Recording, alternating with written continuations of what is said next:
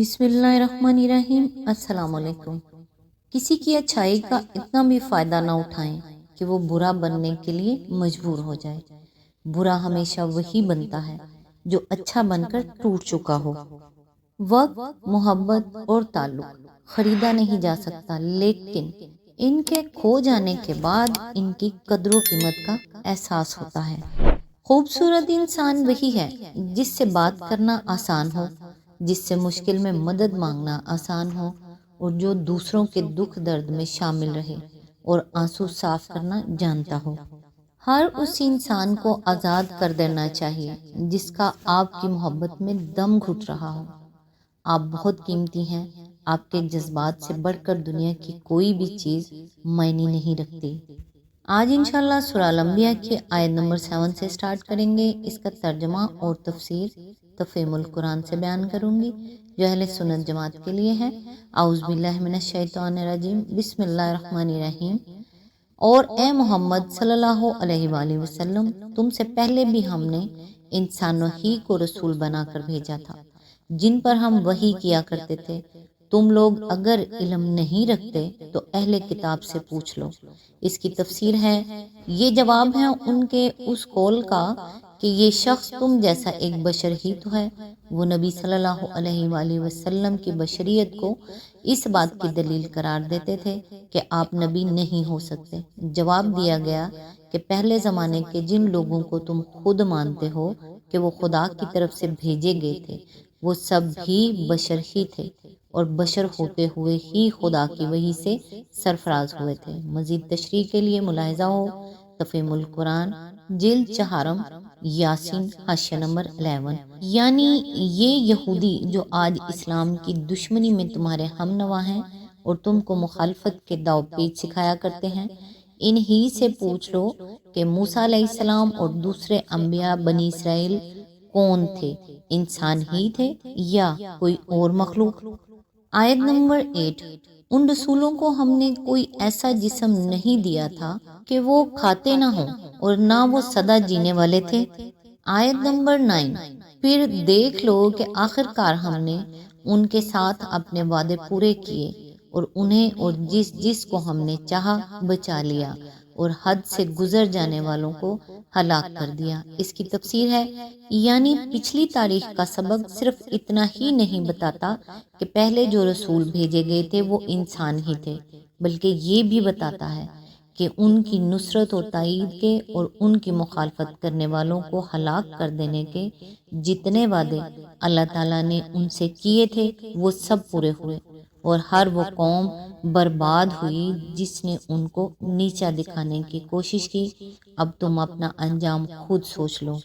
آیت نمبر 10۔ لوگوں، ہم نے تمہاری طرف ایک ایسی کتاب بھیجی ہے جس میں تمہارا ہی ذکر ہے، کیا تم سمجھتے نہیں ہو؟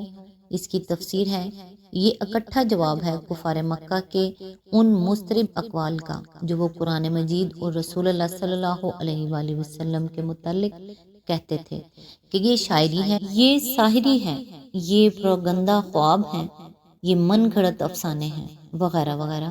اس پر فرمایا جا رہا ہے کہ اس کتاب میں آخر وہ کون سی نرالی بات ہے جو تمہاری سمجھ میں نہ آتی ہو، جس کی وجہ سے اس کے متعلق تم اتنی متضاد رائے قائم کر رہے ہو۔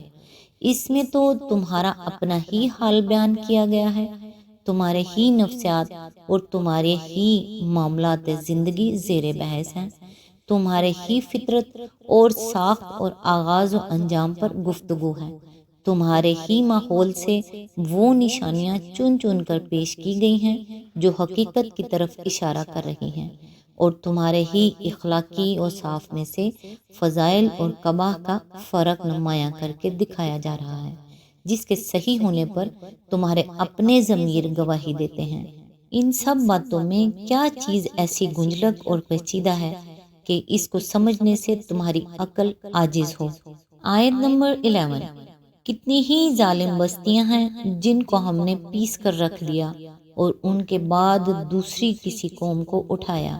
اس کی تفسیر ہے، یعنی جب عذاب الہی سر پر آ گیا اور انہیں معلوم ہو گیا کہ آ گئی شامت، آیت نمبر 12، جب ان کو ہمارا عذاب محسوس ہوا تو لگے وہاں سے بھاگنے۔ آیت نمبر 13، کہا گیا بھاگو نہیں، جاؤ اپنے انہی گھروں اور عیش کے سامانوں میں جن کے اندر تم چین کر رہے تھے، شاید کہ تم سے پوچھا جائے۔ اس کی تفسیر ہے، نہایت ہی معنی خیز فکرہ ہے اور اس کے کئی مطلب ہو سکتے ہیں۔ مثلاً ذرا اچھی طرح اس عذاب کا معائنہ کرو تاکہ کل کوئی اس کی کیفیت پوچھے تو ٹھیک بتا سکو۔ اپنے وہی ٹھاٹھ جما کر پھر مجلسیں گرم کرو، شاید اب بھی تمہارے خدوم و حشم ہاتھ باندھ کر پوچھیں کہ حضور کیا حکم ہے۔ اپنی وہی کونسلیں اور کمیٹیاں جمائے بیٹھے رہو، شاید اب بھی تمہارے عاقلانہ مشوروں اور مدبرانہ آراء سے استفادہ کرنے کے لیے دنیا حاضر ہو۔ آیت نمبر 14، کہنے لگے ہائے ہماری کم بختی، بے شک ہم خطاوار تھے۔ آیت نمبر 15، اور وہ یہی پکارتے رہے یہاں تک کہ ہم نے ان کو کھلیان کر دیا، زندگی کا ایک شرارت تک ان میں نہ رہا۔ آیت نمبر 16، ہم نے اس آسمان اور زمین کو اور جو کچھ بھی ان میں ہے کچھ کھیل کے طور پر نہیں بنایا ہے۔ اس کی تفسیر ہے، یہ تبصرہ ہے ان کے اس پورے نظریہ حیات پر جس کی وجہ سے وہ نبی صلی اللہ علیہ وآلہ وسلم کی دعوت پر توجہ نہ کرتے تھے۔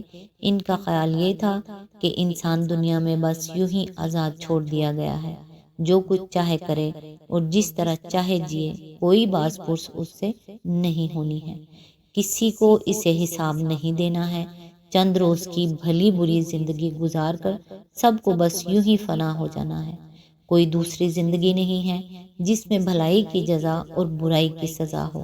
یہ خیال در حقیقت اس بات کا ہم معنی تھا کہ کائنات کا یہ سارا نظام محض کسی کھلنڈرے کا کھیل ہے جس کا کوئی سنجیدہ مقصد نہیں ہے، اور یہ خیال دعوت پیغمبر سے ان کی بے اعتنائی کا اصل سبب تھا۔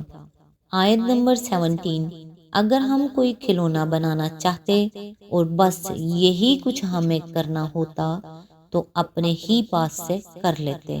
اس کی تفسیر ہے، یعنی ہمیں کھیلنا ہی ہوتا تو کھلونے بنا کر ہم خود ہی کھیل لیتے۔ اس صورت میں یہ ظلم تو ہرگز نہ کیا جاتا کہ خواہ خواہ ایک ذی حس ذی شعور ذمہ دار مخلوق کو پیدا کر ڈالا جاتا۔ اس کے درمیان حق و باطل کی یہ کشمکش اور کھینچا تانیاں کرائی جاتی اور محض اپنے لطف و تفریح کے لیے ہم دوسروں کو بلا وجہ تکلیفوں میں ڈالتے۔ تمہارے خدا نے یہ دنیا کچھ رومی اکھاڑے یعنی کولوسیم کے طور پر نہیں بنائی ہے کہ بندوں کو درندوں سے لڑوا کر اور ان کی بوٹیاں نچوا کر خوشی کے ٹھٹھے لگائے۔ آیت نمبر 18، مگر ہم تو باطل پر حق کی چوٹ لگاتے ہیں جو اس کا سر توڑ دیتی ہے اور وہ دیکھتے دیکھتے مٹ جاتا ہے، اور تمہارے لیے تباہی ہے ان باتوں کی وجہ سے جو تم بناتے ہو۔ اس کی تفسیر ہے، یعنی ہم بازیگر نہیں ہیں، نہ ہمارا کام کھیل تماشا کرنا ہے، ہماری یہ دنیا ایک سنجیدہ نظام ہے جس میں کوئی باطل چیز نہیں جم سکتی۔ باطل یہاں جب بھی سر اٹھاتا ہے حقیقت سے اس کا تصادم ہو کر رہتا ہے اور آخر کار وہ مٹ کر ہی رہتا ہے۔ اس دنیا کو اگر تم تماشا گاہ سمجھ کر جیو گے یا حقیقت کے خلاف باطل نظریات پر کام کرو گے تو نتیجہ تمہاری اپنی ہی تباہی ہوگا۔ نو انسانی کی تاریخ اٹھا کر دیکھ لو کہ دنیا کو محض ایک تماشا گاہ، محض ایک خانہ یغما، محض ایک عیش کدا سمجھ کر جینے والی اور انبیاء کی بتائی ہوئی حقیقت سے منہ موڑ کر باطل نظریات پر کام کرنے والی قومیں پے در پے کس انجام سے دوچار ہوتی رہی ہیں۔